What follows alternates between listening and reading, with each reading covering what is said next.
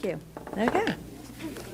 Feel like I'd like to call to order the Cumberland School Committee meeting, a regular meeting of the Cumberland School Committee tonight, Thursday, March 13, 2025, at the Cumberland High School Transitional Building at 7:08 p.m. Please stand for the Pledge of Allegiance. I pledge allegiance to the flag of the United States of America and to the republic for which it stands, one nation, under God, indivisible, with liberty and justice for all.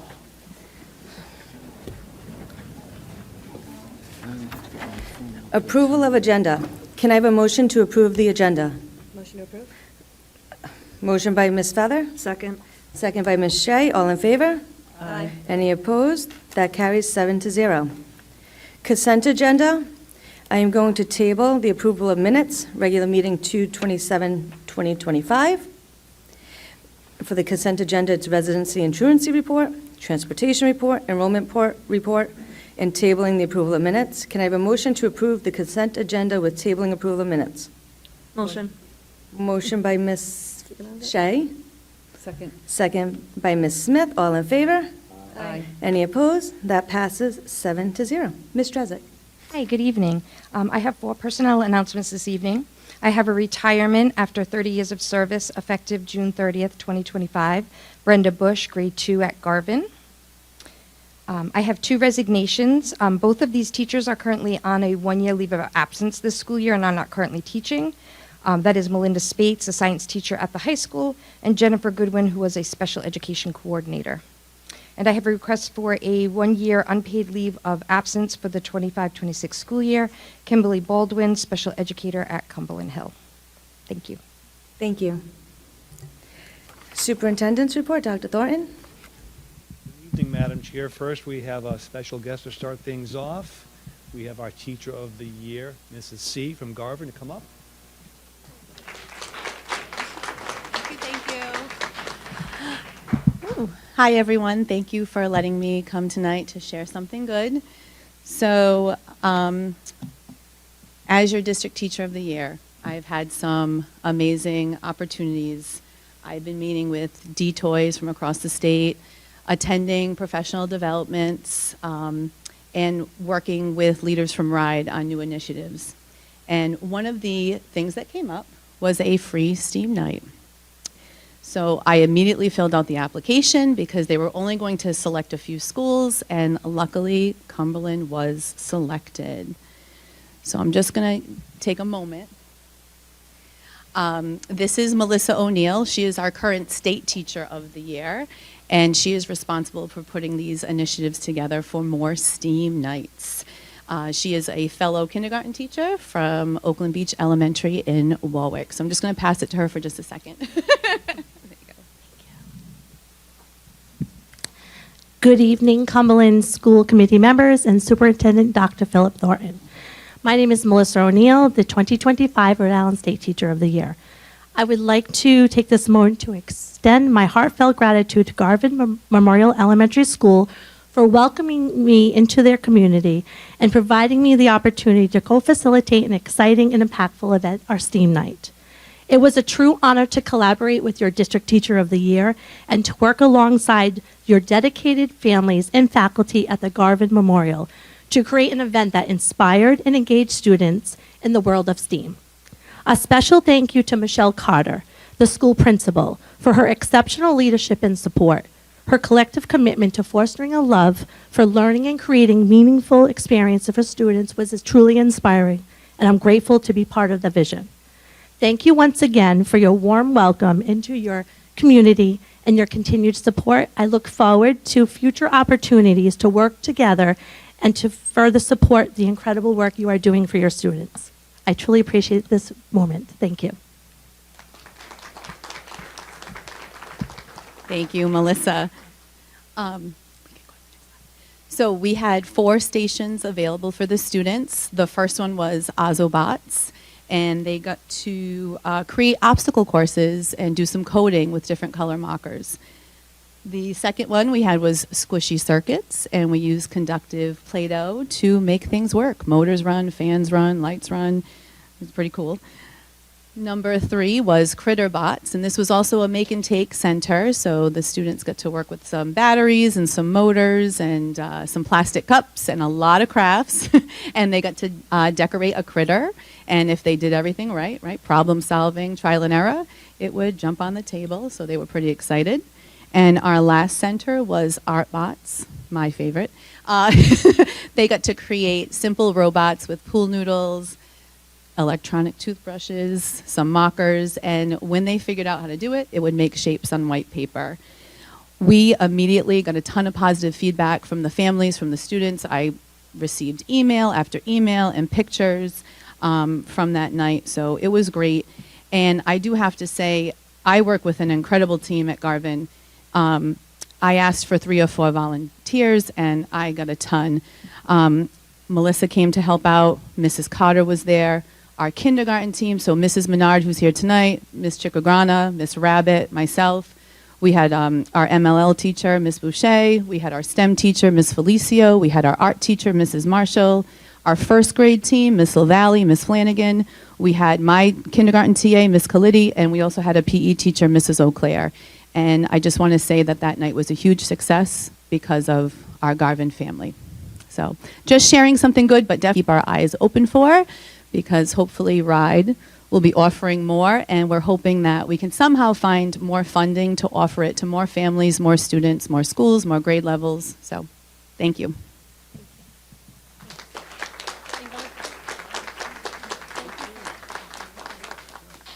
Next, some exciting sports news. Their AD, Mr. Crowley. Mr. Crowley.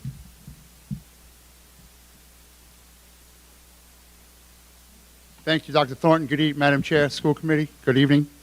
Great to be back before you to celebrate the success of some of our winter student athletes. Let's start with our wrestling program. Before we get to our honoree, I'd be remiss if I didn't mention 2 other young men who achieved all-state status at the state wrestling meet 2 weeks ago at the PCTA. Benjamin Vadney in the 157-pound class finished 6th, and Sam O'Connell in the 165 weight class finished 5th. As I said, they both earned all-state honors, and if you've ever been to a wrestling match, it is, especially states, it's wild. There are mats everywhere at the PCTA in Providence, and there's a lot of screaming and yelling, so congratulations to them. Having to wait around for a good portion of the day after not realizing her match was later in the day, Aubrey wasn't sure whether to sleep, eat, or just burn nervous energy. I think she did a little bit of both, right? Her parents bought her food and did all kinds of that thing.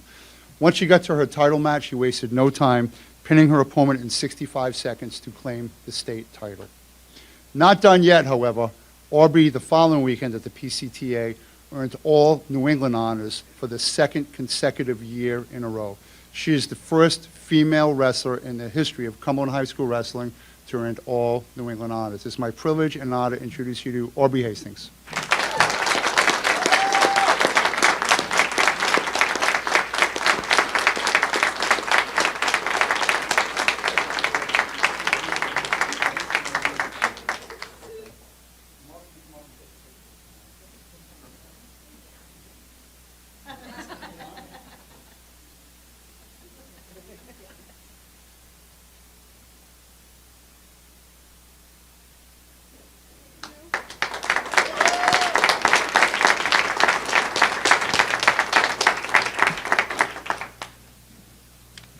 Now on to our swim program.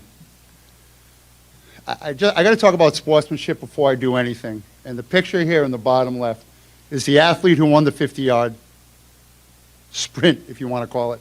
And there's Jared Zito, our athlete, on the left. They both broke a state record in the 50. And Jared lost the 50 by 0.15 seconds, not even a full second. And it was wild because they both finished, both touched, and we're standing there trying to figure it out. They looked up at the board, and this is the result after they both looked at the board. That's what education-based athletics is about, one of them. And a great job by you, Jared, sportsmanship-wise.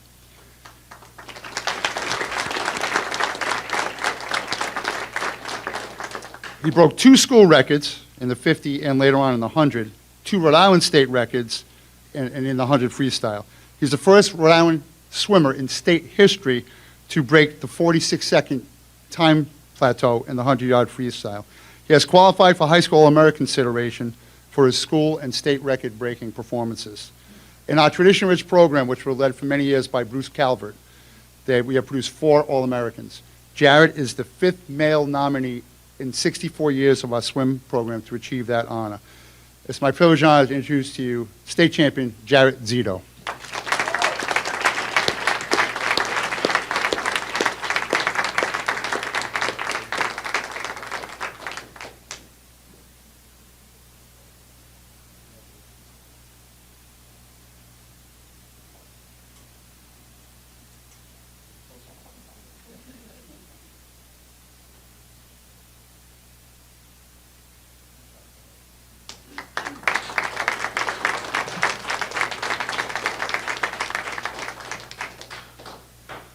So I said, kind of the sportsmanship is everything that's good about education-based athletics. The next group we're going to honor 2 years ago was the Blue Cross Blue Shield Team of the Year for the state of Rhode Island, our unified swim program. If you walk into our pool every day for practice and watch our guys swim, they're assigned to different lanes, but they're all one team and one family. And what our unified athletic programs do is nothing short of spectacular. It's the best part of any athletic administrator's day to watch these men compete and the young ladies compete in our unified programs. At Brown University, once again, in the 200-meter freestyle, we had 4 athletes who claimed the title, being the fastest male team in the pool. Again, it's remarkable how our student athletes embrace each other and embrace everybody and treat everybody the same. So our 200 unified meter relay team, Zach Schlesinger, Sage Beauregard, Jared Sochi, and Edward Cook. Come on up, guys.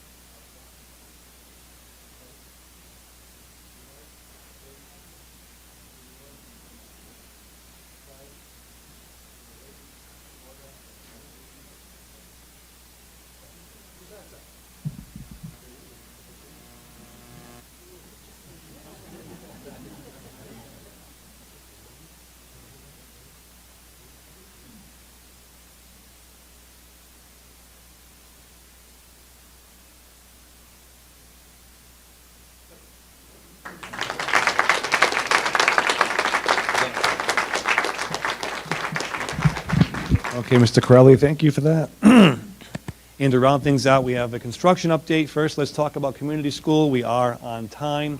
A lot of framing going on, a lot of air handling units going in. 12 of these going in right now, these units.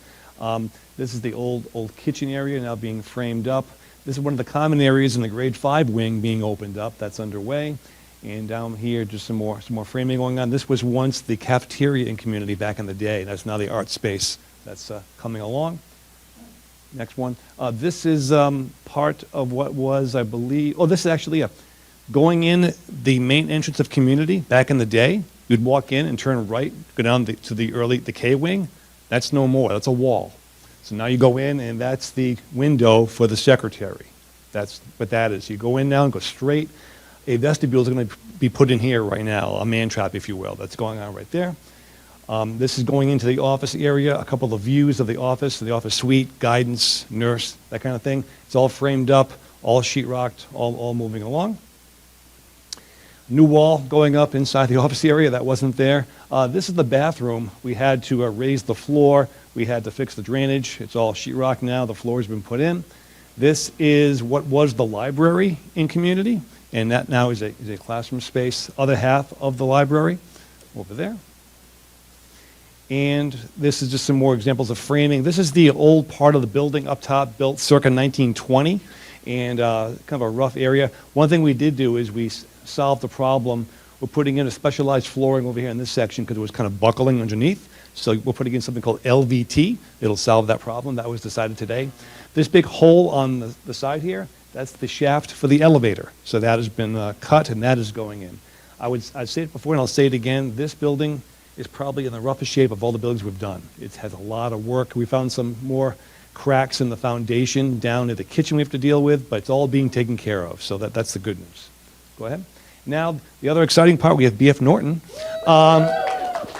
So B.F. Norton Went to the planning board for the first round. It was approved. We went to RIDE last week for their second approval for that process. Here's a rendering of what a BF will look like from the front from Broad Street.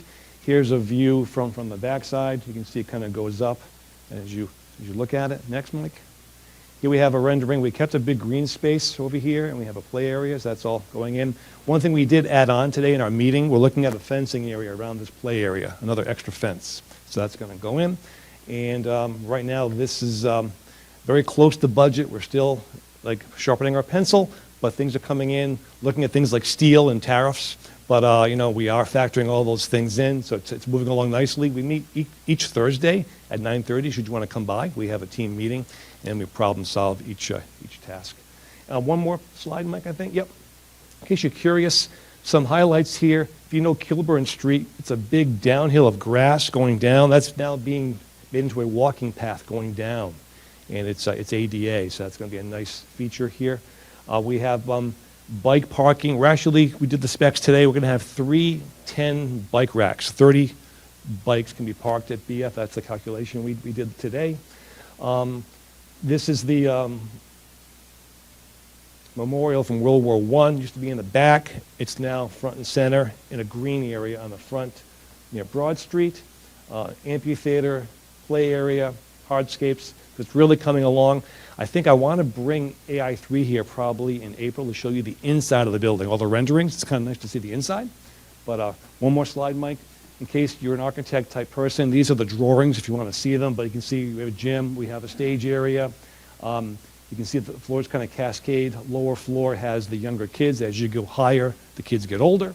And you can see it kind of goes like this. We have areas for MLL. We have areas for speech, reading.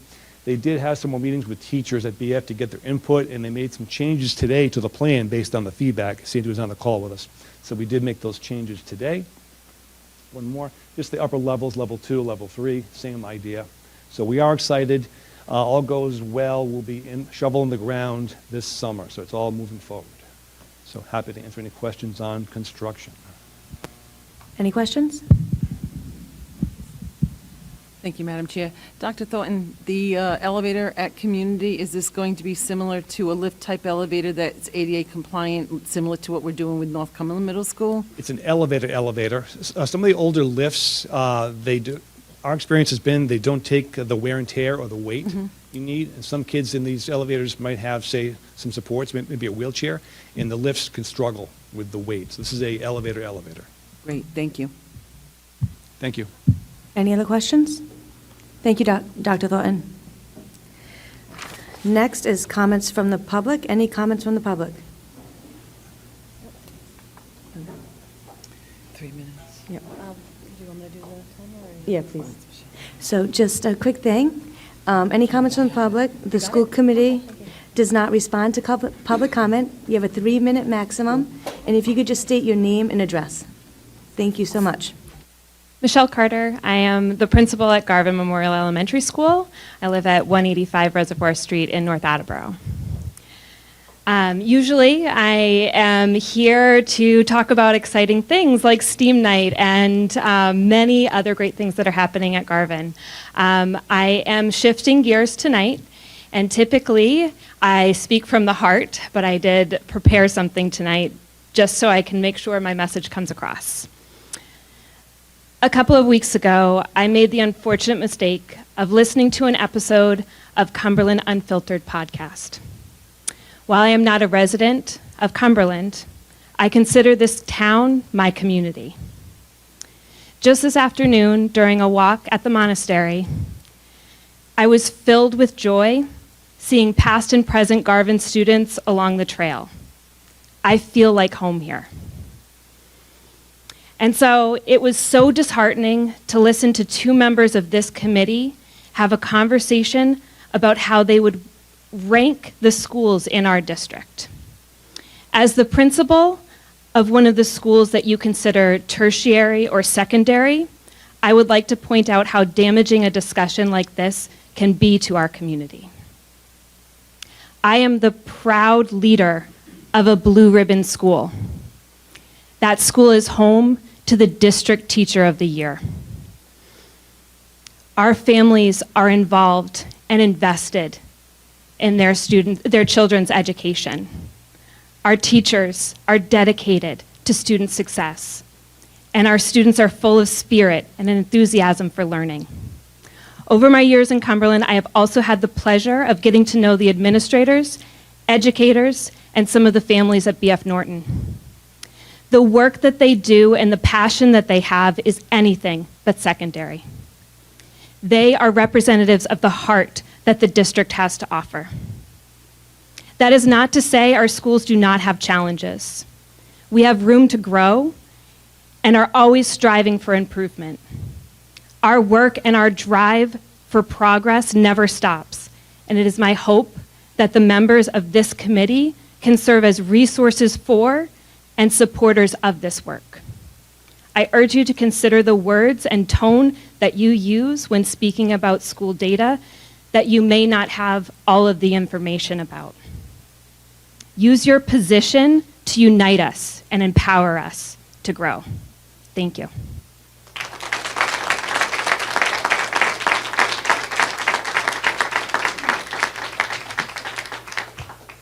Sandy LaRiviere, 16 Valley View Drive in Cumberland. I am the proud principal of BF Norton School. I count my blessings every day, grateful for the opportunity to work with my exceptional staff, students, and families.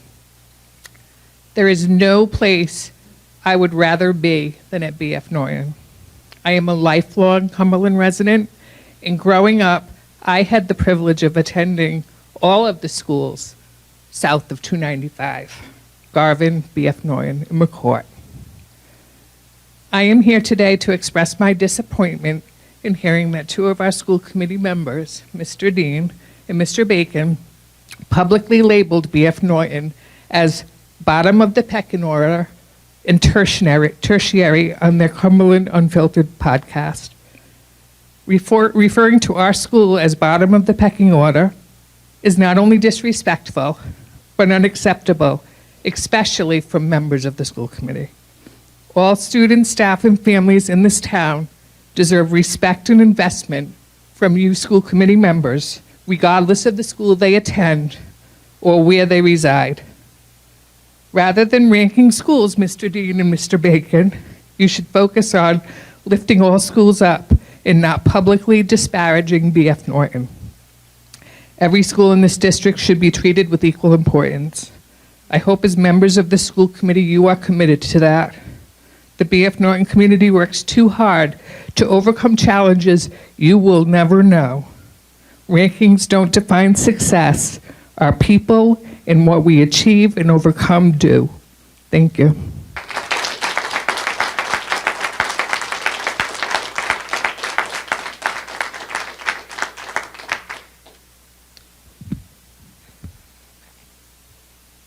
I don't want to get upset.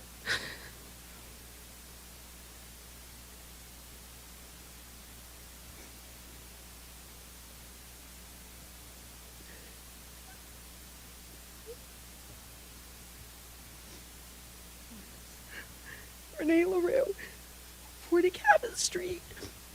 And I practiced this numerous times because I did not want to get upset. Lincoln, by the way, sorry. Renee LaRue, 40 Cabot Street, Lincoln. For those of you that don't know me, my name is Renee LaRue, and I've been an educator in Cumberland for 19 years. I have had the privilege of teaching at BF Norton most of my career. I am also one of the 2 building representatives at BF for the CTA, and I'm speaking up on behalf of the amazing dedicated teachers, some of which are here this evening, but also for those that could not be. I'm here to express my deep concern regarding comments made in a podcast on Sunday, February 23rd by Mr. Dean and in the company of Mr. Bacon. Members of the school committee that suggest that a pecking order exists amongst our elementary schools. It is infuriating to hear members of our school committee speaking negatively about the very schools that they are entrusted to support. Our educators, students, and families deserve leaders who will advocate for and uplift our district, not undermine it. Constructive criticism and accountability are essential, but publicly belittling our schools only weaken our community and diminishes the progress we are working toward. Comments that have been made about these secondary schools in Cumberland are not only disheartening to hear, but you are demoralizing teachers who work in these buildings, discouraging families to come to this part of town, and reinforcing inequities. Every school in our district serves a unique and valuable community, and labeling them in a hierarchical manner undermines the efforts of the dedicated educators and the potential of every student. These types of statements risk reinforcing negative perceptions that can only dissuade families from engaging with and supporting local schools. I respectfully ask that certain members on this committee acknowledge the impact of their words and work towards fostering a more inclusive and supportive conversation about schools going forward. Instead of ranking schools, I urge you to lead with integrity, collaboration, professionalism, and commitment to strengthening all schools in Cumberland. Thank you.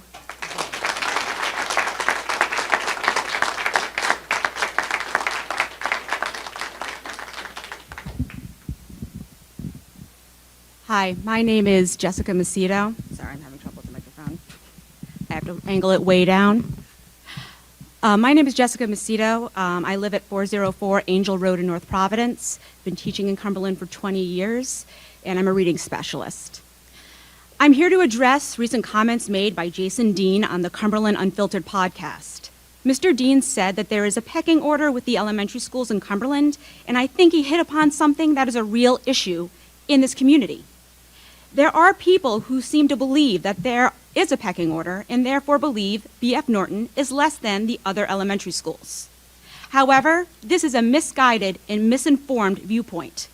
And while I know that Jason Dean said something along the lines that it was unfortunate but true that people believe this, he did not then go on to discredit the idea. As a school committee member who has a podcast as an additional platform, you should be held to a higher standard, Mr. Dean, as you are supposed to be an advocate for all the students in Cumberland. Andrew Bacon may not have said there was a pecking order, but he definitely did not say anything to prove that claim wrong. The podcast was short on facts, so I thought I would give you some tonight. According to the latest census data, there are about 36,300 people, give or take, living in Cumberland, with only about 4% living below the poverty line, which for a family of four is $32,150. So Mr. Dean was right when he said that Cumberland is an affluent community. A large part of it is. Community school has just about 9.5% of its students that qualify for free or reduced lunch. Let's compare that to the 51% of students at B.F. Norton who qualify for these same programs. Community school has 9 active MLL students, while B.F. Norton has 66, and 18 of those are newcomers to the United States. So, what is my point reciting these facts and figures? It's that there are many variables that may affect overall achievement as measured by the state. None of these, however, were mentioned on your podcast, nor was there any attempt to understand why there might be a perceived difference in achievement between BF and the other schools. Furthermore, I found it offensive when Jason and Brad Dean briefly questioned whether anyone was essentially doing anything to try to improve outcomes at BF, as if that is not something we discuss at countless curriculum, MTSS, and school improvement team meetings. So the answer is yes, we are continually working to help our students achieve better outcomes. As a school committee member, I feel you ought to be having more responsible and informed conversations about such matters, both in private and on your podcast. Thank you.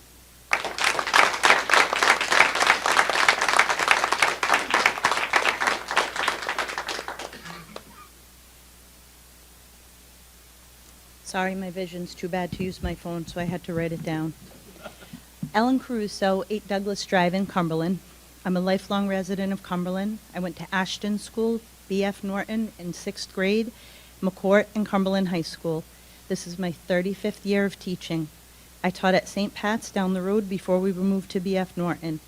If I chose to, I could teach at any school in this town, and after 35 years, I still choose B.F. I am here tonight in defense and support of my school, B.F. Norton. I would like to address some comments that were made on Mr. Dean and Mr. Bacon's podcast.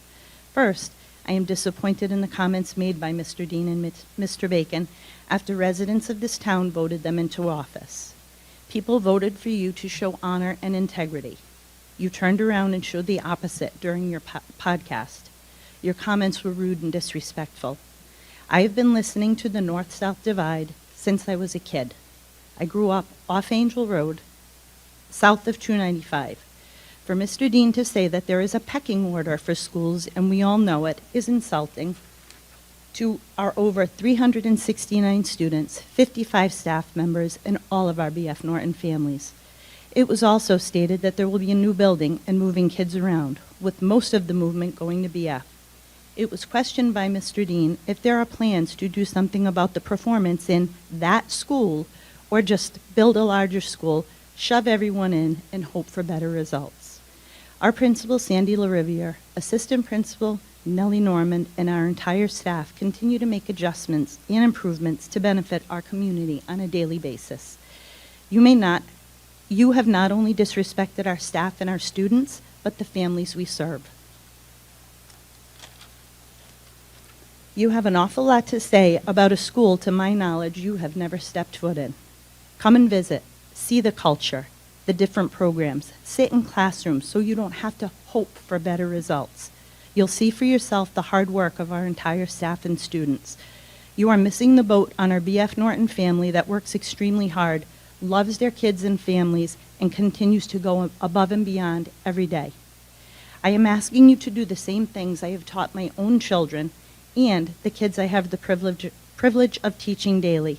That is to think before you speak, because you can't take hurtful words back once they've been said. To be kind and honest, to do your best even when it seems hard and the odds are often against you, and to apologize when you make a mistake. You were elected to an important office for extremely important reasons. That is to work as a team to make the entire town better, and that includes BF Norton. And instead of putting down a particular area of town, visit, ask questions, observe, and help to lift them up, just like their administration, staff, and families do each and every day. Thank you.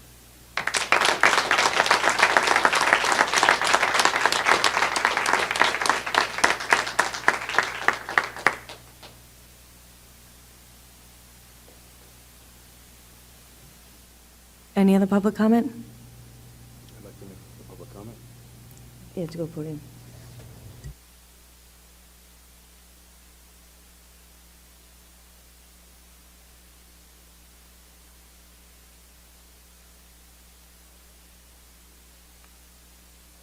Jason Dean, 150 Staples Road.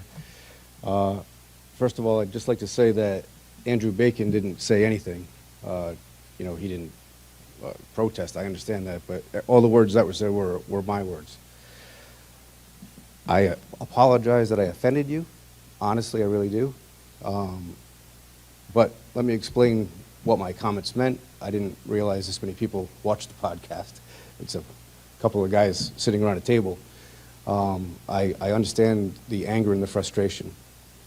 Last committee meeting, we had the principal of community school here. She was principal of the year. The thing that the superintendent touted the most as the most telling accomplishment to her leadership was the fact that it's the second ranked school in the state. So I don't think, I know Mr. Fiorillo and some of the other members were on the board when the redistricting happened. It was quite evident when the community students were being moved from community that they were upset that they were being moved from the second ranked school in the state. There are two blue ribbon schools in this town. There are Ashton and there are Garvin.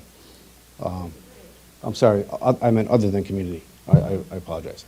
Community is a blue ribbon, Ashton and Garvin. Those two schools are the schools that primarily in 2027 the students will be redistricted from to BF Norton when BF Norton, or the new BF Norton opens.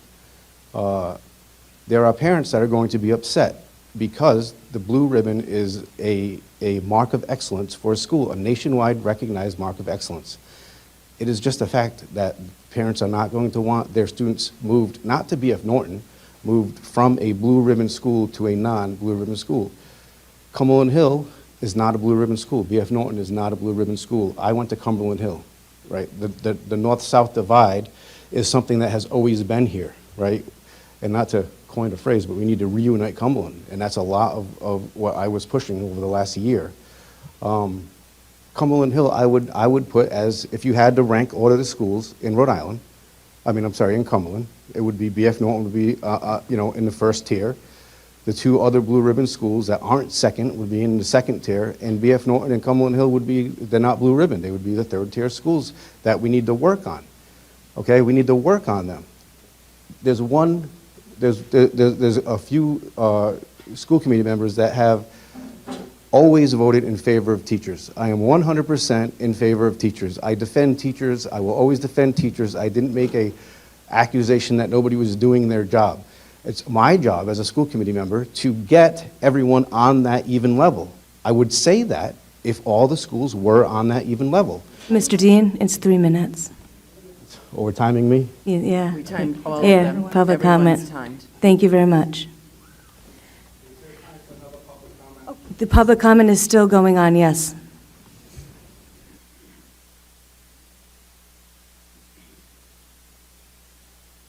My name is David Caruso. I live at 8 Douglas Drive in Cumberland.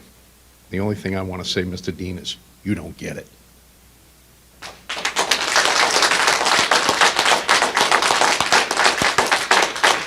Any other public comment? Mark Fiorello, 98 Waterman Street. I had not intended on speaking tonight, but hearing Mr. Dean's rebuttal to the complaints and feelings of the staff really made me feel like I had to come up here. I find it disheartening. I also find it, quite honestly, outrageous that you would listen to these folks and come here and then defend yourself and double down on what you said. What you said was ignorant because it had none of the facts. You did not discuss facts. Quite honestly, as an elected official of a town, you should really hold yourself to a higher standard instead of sitting in somebody's basement drinking beer and scotch and just spouting stuff without any kind of knowledge or background research to say what you're saying. It is disgraceful to the entire town. My kids were in the school when we first redistricted back 12 years ago when Dr. Thornton first came here, and a lot of the talk wasn't about, oh, so the schools on this end of town were so much better. It was about the race and the ethnicity and the economic circumstances of the community of BF Norton.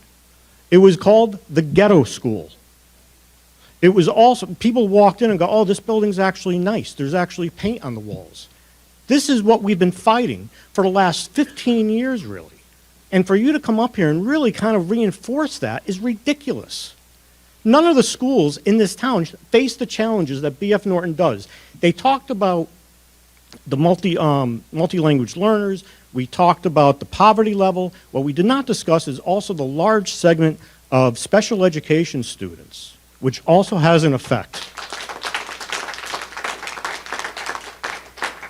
And speaking as a parent that had a special education student at community school who did not serve him well and forced the school department, before I was on the committee, to bring him back to BF Norton, his home school, I worked very hard to try to make that happen and made it happen, and he flourished with the guidance of this staff, some of which are still the same teachers.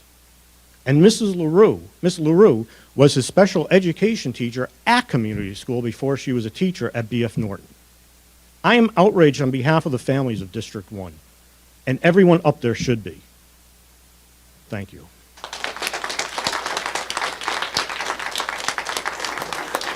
Any other public comments? Oh, okay. Gina Palazzo Campopiano for Sharon Parkway, North Smithfield, kindergarten teacher at Garvin. So I just wanted to say that Garvin families have had many discussions about the transition to the new BF Norton school. Obviously, we will miss those families, but we know that they're going to be in incredible hands, and the families are excited for a brand new adventure. So I just wanted to say that. Thank you.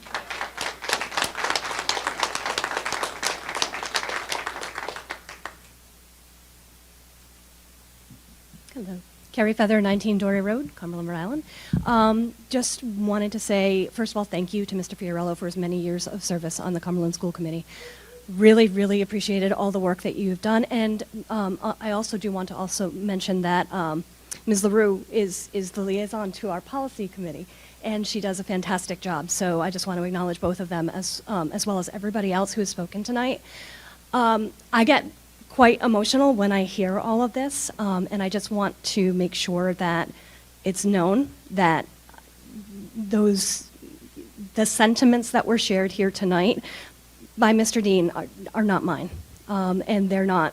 I don't want to speak for the rest of the committee, but I just know that I want to let all of you know that I believe in all of our schools and all of our students.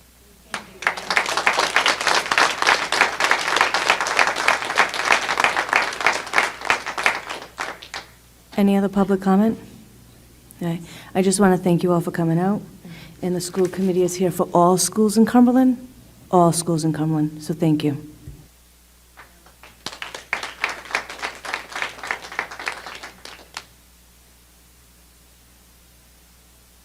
I'm asking, we're going to do a 5-minute recess, please. Thank you.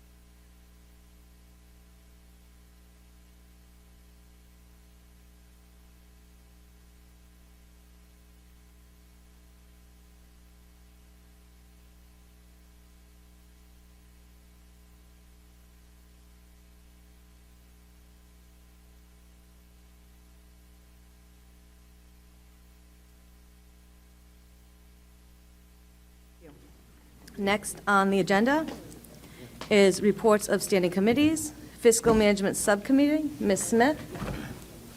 Thank you, Madam Chair. The Fiscal Subcommittee did meet earlier this evening. We have 3 resolutions for tonight, and we do also have payment of the bills.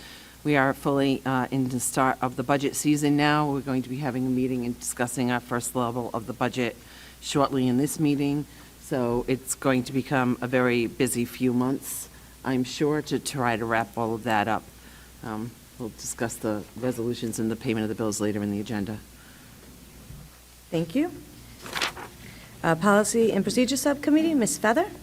Policy and Procedure Subcommittee met earlier this week. We actually have a bunch of things before you in just a few minutes, where we have got some reading of amended policies and reading of new policies. Thank you. Achievement and Communications Subcommittee update, Ms. Shea. We are locked in to meet on April the 9th. Excellent. And Ms. Shea, District Health and Wellness Subcommittee update. Scheduled for April 10th. Excellent. Next is public hearing, reading of amended policies. Ms. Feather? All righty, we've got a few things. Again, we've got, I want to make sure I'm taking them in order. Okay, so we've got the public reading of the amended G8 personnel assignment system, the B3 school committee meeting procedures, election of officers, and K5 appeals process. That would be the second reading, because it's a reading of amended policies, sorry. And then the first reading of the multi-tiered support system and the K8 McKinney-Vento Homeless Assistance Act policy. We'll be talking and voting on those a little bit later on tonight, but I'd like to ask them to be read into the record. Thank you. And reading of new policies, first reading, Ms. Feather.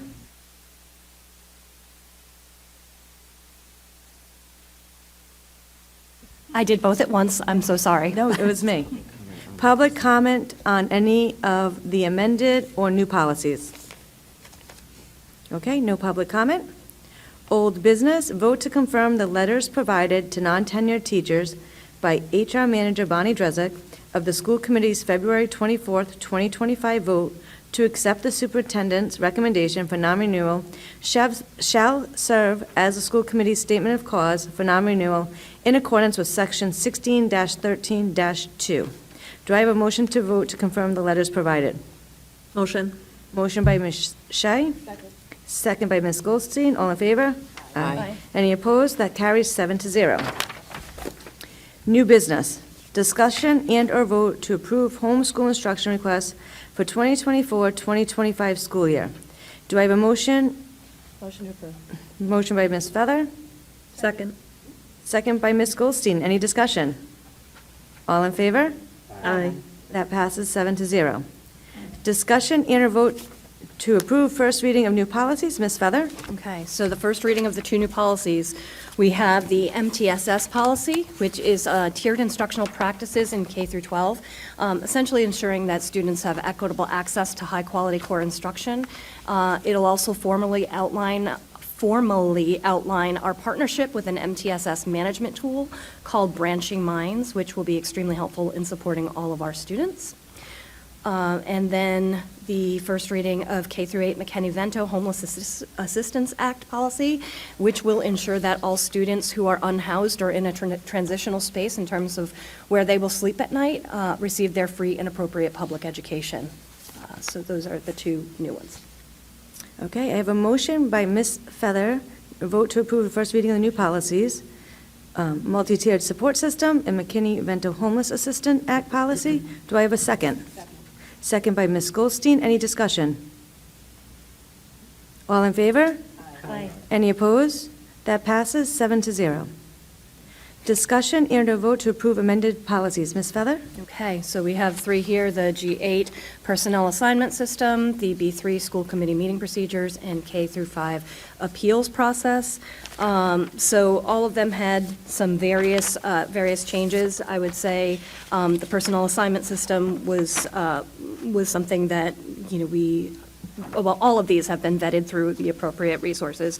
All of them passed 3-0, and I neglected to say that about the previous ones, so thank you, everybody. But all of them passed the subcommittee 3-0, and I would move passage on them. Thank you. I have a motion by Ms. Feather to vote to approve amended policies. Do I have a second? Second by Ms. Goldstein. Any discussion? All in favor? Aye.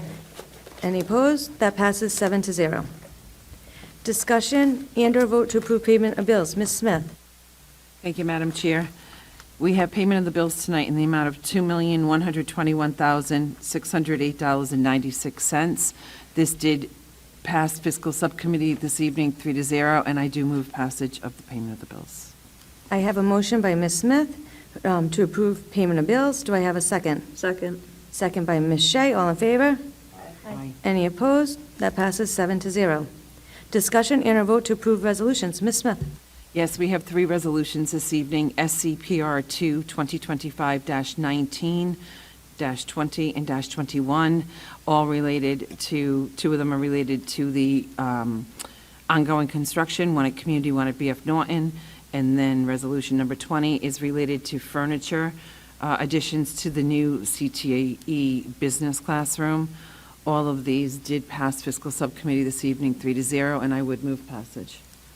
I have a motion by Ms. Smith to approve the resolutions SCPR 2-2025-19 through SCPR 3-2025-21. Do I have a second? Second. Second by Ms. Shea. All in favor? Aye. Any opposed? That passes 7-0. Dr. Thornton, submission of the fiscal year 26 superintendent's proposed budget, or Mr. McGrath? I'll start off. Okay, Excuse me. thank you. So tonight we start the budget process, and it truly is a marathon, starting tonight and probably finishing late May, early June. Currently, it's the superintendent's budget, soon to be the school committee's budget once you finish your work. Just to kind of summarize some of the thoughts I gave you in my cover letter, the total budget all in is $83,445,398. It's a 4% ask, more than last year's budget. If you recall, last year, we were relying heavily on fund balance. We started off at 1.7 of fund balance. In the end, that summer, we had to put in 2.2 after settling both of the contracts. So salary all in is 47,744. Fringe benefits are on the rise, pension and health, and that all in is 17 million some odd dollars. Pension's up around 6.5%, medical's up 4%. Putting it all together, the total salary and fringe is north of $66 million. That's basically 80% of your budget are the people, which makes sense. We're a people organization, but that's 80%.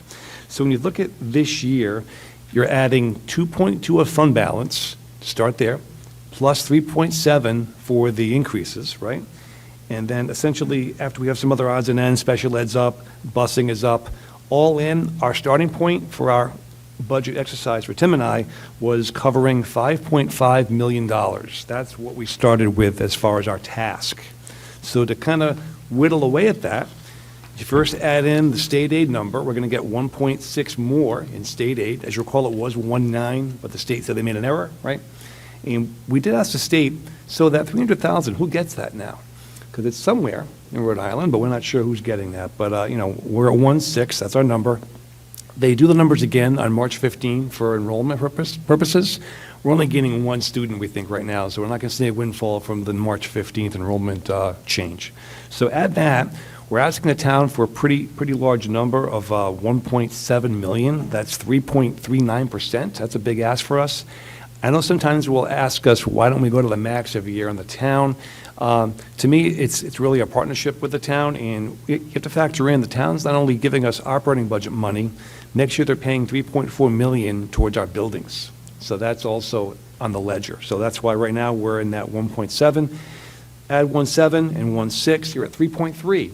The delta is 2.2. That's our next kind of conversation. So now we looked at some reductions. We had 2 one-year jobs that were 1 year funded by RIDE. We didn't fund those again next year. We took those out. We also are looking to not fill 2.5 other jobs that are currently open. Add that together, that's around $650,000 in savings. We have some revenues that are up. Revenues are up at the high school for the current tech around $290, which is good. BVP keeps trending down. Right now, they're at $317 right now for students. We think they'll go down to around $300. We have 14 graduating outright, so we think 300 is a safe number. That's a little bit of a savings. So when you look at all that and some other things we can talk about later with Tim as far as efficiencies, we still have to put in around 2.9 of fund balance to make this work. I know, talking to some people about the budget already, some folks are disappointed. They want me to add more. Social workers, guidance, elementary vice principals, they all make sense. We get it. But if you're adding to fund balance now. Some folks would say, why don't you cut more? And we welcome that exercise. Tim and I went over the budget with Bonnie probably 7 times, and we are pretty tight. To show you how tight we are, we like this slide. This is a RIDE document. There are 4 quadrants up there. RIDE takes all the districts and puts them on a continuum. The going north to south, that's RICAS achievement, how we do for RICAS. Going left to right, how much do you spend per child? You don't want to be in the bottom right quadrant. That means you're expensive and not doing so well academically. So you want to be in the upper left quadrant.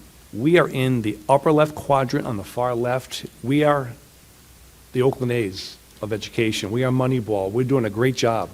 We are high achieving and the lowest per pupil expenditure in the state, period. And that's not a new thing. In my dissertation, I did some work on school finance back in like 2002. We were still the lowest funded. Cumberland was the bottom back then. It's not a new phenomenon. It's hard to get back once you're behind. You're chasing it. But that just kind of shows you the company we're in. Look to I can't quite read them, but I think East Greenwich is the upper quadrant, Barrington, right, over there. And that shows you the top 10. That's just like, if you're curious, if you rank them, RIDE puts it out, we put it in a rank order. That's just, a lot of charter schools are up there and, behind us as far as the second least expensive, et cetera. But, so I guess to those folks that say, why don't you cut more, we're already the lowest funded per child. So it's really difficult to really look at cutting. I welcome the opportunity to talk about maybe looking at efficiencies. Tim and I look at things like, gas and electric, going out in long-term contracts to, lock in a good number. Mike just did the internet over with Oceans. We're looking at every possible avenue. Right now, this budget doesn't cut any of what I would call the offense.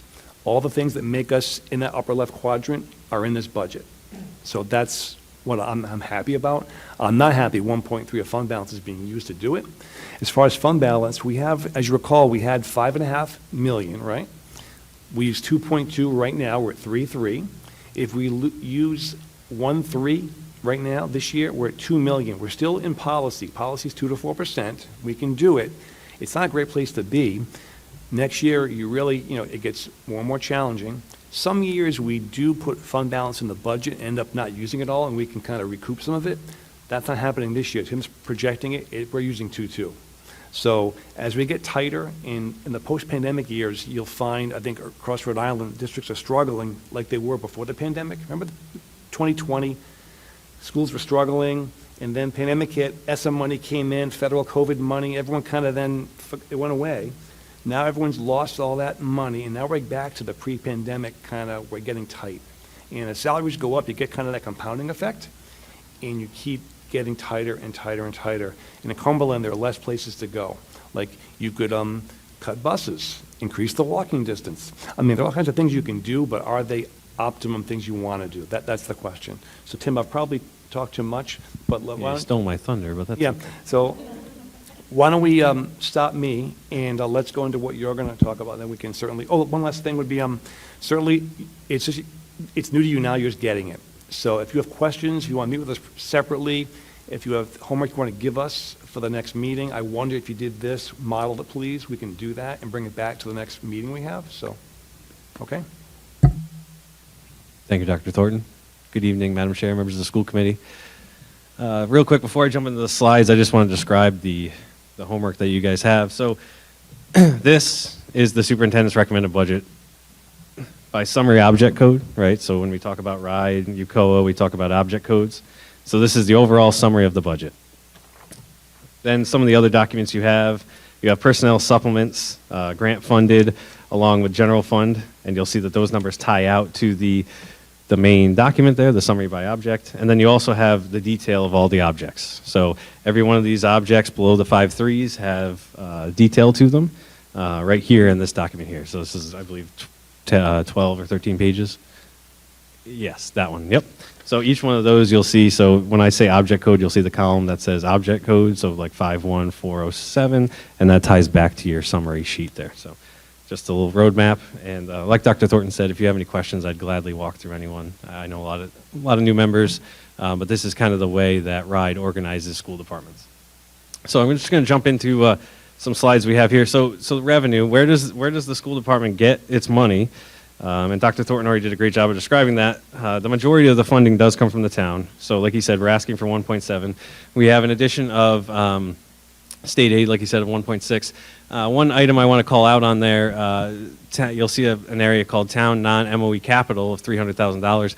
Before I was here a few years ago, the town established a fund, non-MOE, right? So the town is not allowed to go below the MOE number.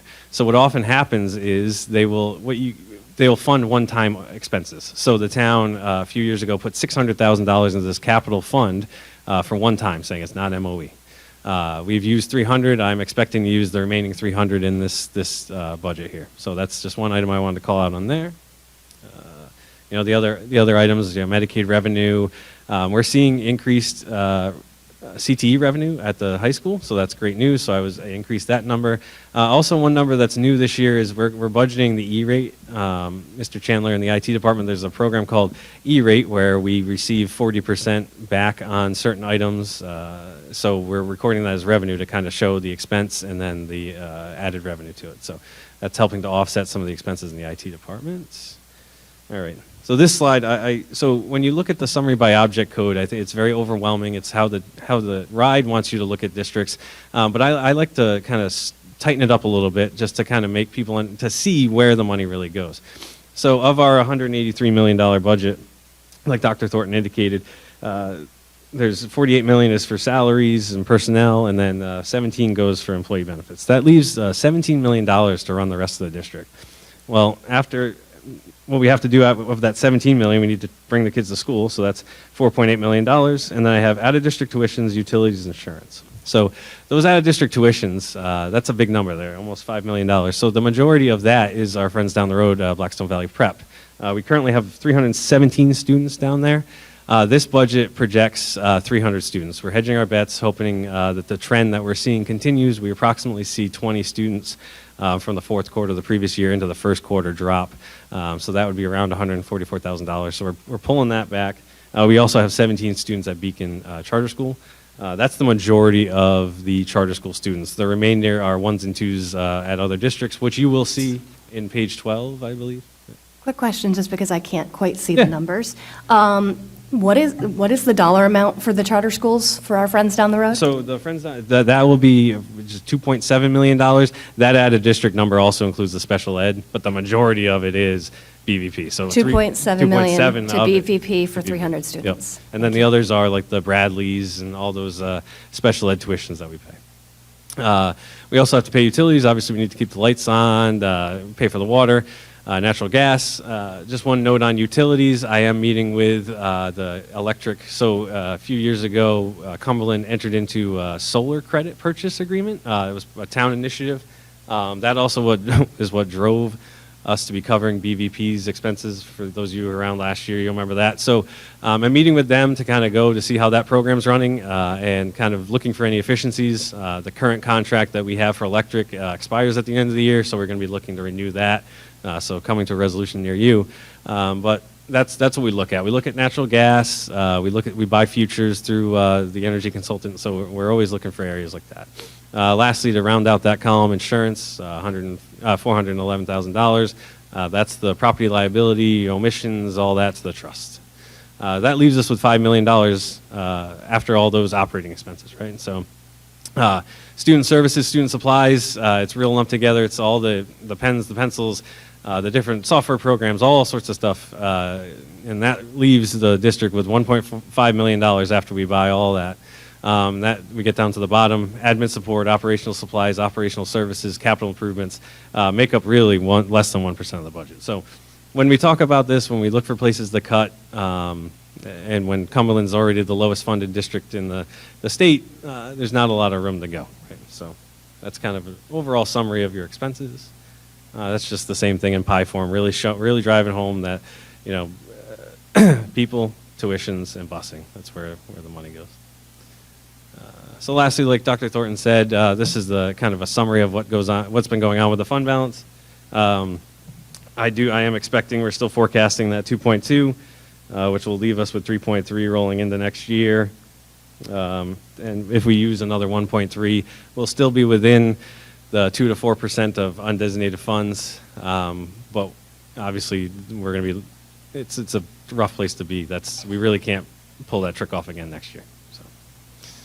That was my next question, actually. Where does that put us then next year? So that will put us right at the right around the $2 million range. So right in between that 2 and 4%. Right. And if I Right, could so add- there will be no leeway at that point to pull from fund. You could probably pull some, maybe $500,000, but also keep in mind next year is the third year of the contract, it's 4%. Put that Okay. number in, plus the $1 million of fund balance we're using now, $1.3 million, plus 4%, plus anything else that's going to go up, pension, health. So our trick is, to keep running the operation as we want to run it, right? But also, try to hopefully keep getting more enrollment, that would be helpful. The problems we're having are similar and worse in other places in Rhode Island, so you're seeing it all over. But yeah, our goal is to, obviously stay competitive and keep the good work going. So that's all I had for this piece of the Ms. Smith? presentation. I have other backup sheets and other things for transportation and other things like that if anyone wanted to see them, so at any point. Yeah, I was going to mention that if you have backup, want backup, Tim has tons of backup in any category, like spreadsheets, worksheets. If you want them, we'll just give you a dump of all the worksheets if you want that in your drives. Ms. Smith, did you have a question? I did. I had a few questions. Mr. McGrath, with this budget, we know that the state every year comes out with different mandates and different changes to the education and requirements and the unfunded mandates. So it's an impact on the teachers who have to continually keep learning things. It's an impact to the budget and all the supplies. Do you know for this upcoming budget year what that percentage or what that amount may have been that is related to these unfunded mandates? I don't know off the top of my head. I know one thing we did, and recently you saw it in fiscal, was the purchase of the curriculum, the $400,000, and spreading that over 6 years was kind of my tool to kind of help. So you'll see in the budget, the $69,000. That was my tool to kind of spread that unfunded mandate across 6 years. So that helps to reduce that burden. There's other, softwares and other things like that. I mean, we could try to put that together in terms of what's unfunded mandates from RIDE. I can work with Mr. DeMona's office to kind of pull that together. But yeah, the big piece of it, a $400,000 curriculum demand purchase spread over 6 years really helps to balance the budget. We'd be in much rougher shape if we didn't make that move. And thank you, by the way. That was very ingenious of you to come up with a way and to talk to the auditors and to the mayor to spread that over 6 years versus getting hit with it at once. I believe that we had the $1.3 million a few years back, and the only thing that helped save us with that was, unfortunately, a pandemic. Right. So, Yeah, we're always looking for creative solutions to kind of solve problems. and I forgot my other question, so. I know on the agenda we have, I think on there, possible vote. I don't think you're going to vote tonight. We put it on just in case something happened. You see a reference to an amendment you want to make, but obviously, if you don't, that's understood. We just wanted to have it on the agenda in case someone did just say something.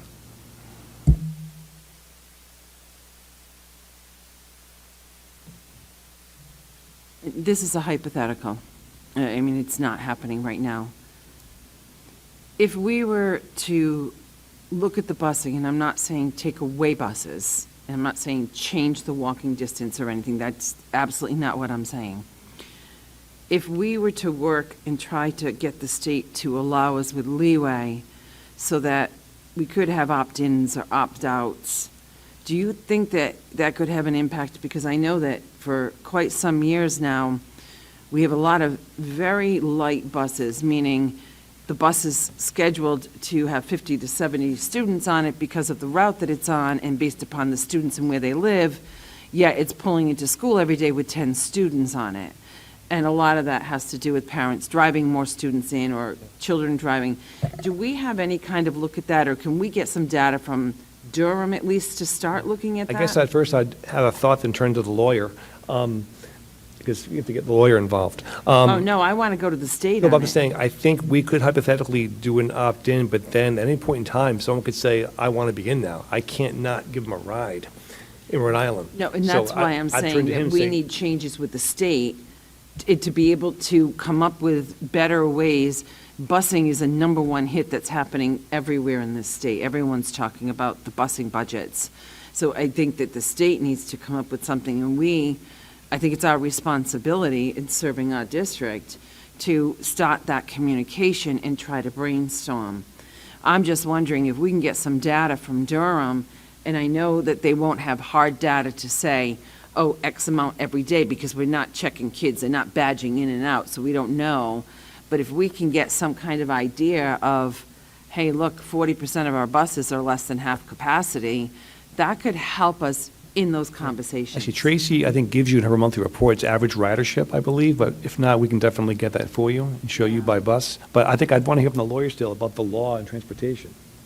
So I'm just thinking of three possible things. First of all, the law under Title 16 says that a school department is obligated to provide suitable transportation, and that is really it. Beyond that,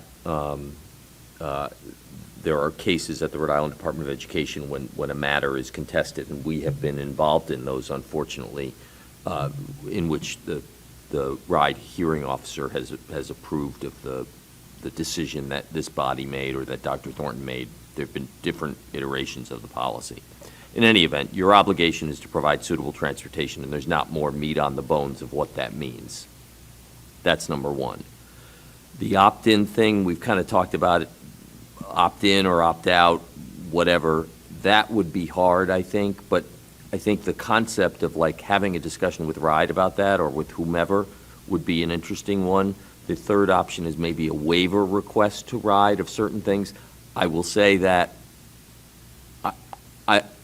I would not be optimistic at, frankly, the latter two. It would have to be almost a legislative change or some sort of way to get buy-in from a bunch of different school departments across the state, because the waiver thing really only comes up when a school district is so distressed that they need to seek legal action against the town, that they're so distressed they can't make their bills at all, and they go and they try to seek a waiver of certain fees, like busing or whatever, and almost invariably the commissioner denies it.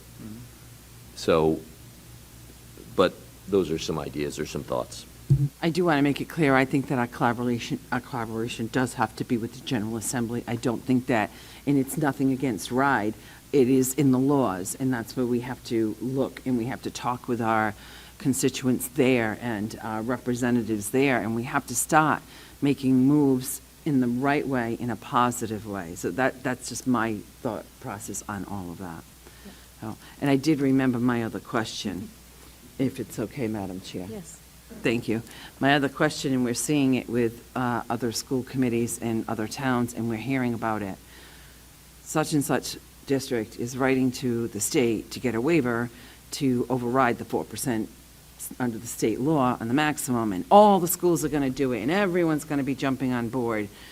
I don't anticipate that we're going to get into a situation that we're doing that, but I just want to know thoughts and perspectives on that, because it seems like this is going to be the crutch that's going to be used in other towns. I guess to me, the first thought would be, say we got more money, I'd recommend you put it towards fund balance to get that fund balance down. Wouldn't be adding anything. So even another $1 million, it'd be erase your fund balance, get that down, right? So you certainly could get more money possibly, but like I said, I haven't heard any superintendents talking to me about going to 4%, but I'm happy to ask around.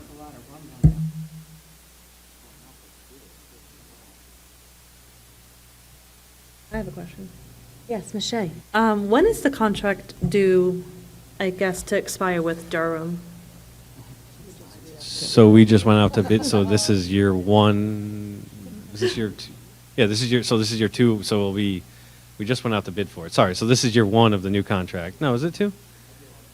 We did it last year. Yeah, yep, it's 2 years to go, I'm sorry. Yeah, yep. Yeah, we just did it, yeah, I'm sorry, yeah. So that was for yep. It's a 3-year contract with a 2-year extension option at the end, yep. I think we're in year one of a 3-year Yes, contract. sorry. Yep. But I think there is an option For 30, for an additional year. I'm not 100%. Yeah, as part of the RFP, we had Part of the put RFP. an optional 2-year that the school committee would have to approve, yep. Mr. McGrath, budget workshop, are you good? Yeah, that's everything I had, Any so. other questions for Mr. McGrath? Okay. Discussion and a vote on the FY26 superintendent's proposed budget. Any more discussion regarding the superintendent's proposed budget? Okay. We are not voting this evening. Discussion and or vote, the amendments, we're going to just, and then scheduling of additional fiscal year 26 budget workshops. We do have one on March 19th, next Wednesday. Happy birthday. Thank you. And we could do another one the following week, which would be Monday. Wait a second, I gotta look at my calendar size. The 24th of March. Would people like a third budget workshop on Monday, the 24th? Can I take that vote or no?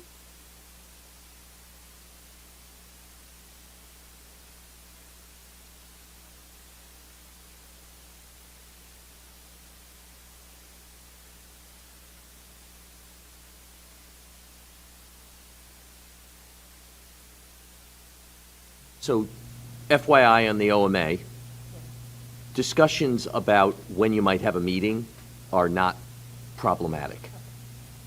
Thank you. So does the committee think they'd want a third budget workshop on March 24th? Any thoughts? I'm not sure. Do you want to wait to the March 19th one? I would like to wait until after our first meeting. That's my personal thought, so everyone else can feel free. Okay. Great, okay. Okay, Dr. Thornton, do we need to go into executive session? We do not. Can I have a motion to adjourn? Motion to adjourn. Motion by Ms. Feather. Second by Ms. Goldstein, all in favor? Aye. Any opposed? That passes 7-0. We adjourn at 8:26 on Thursday, March 3rd.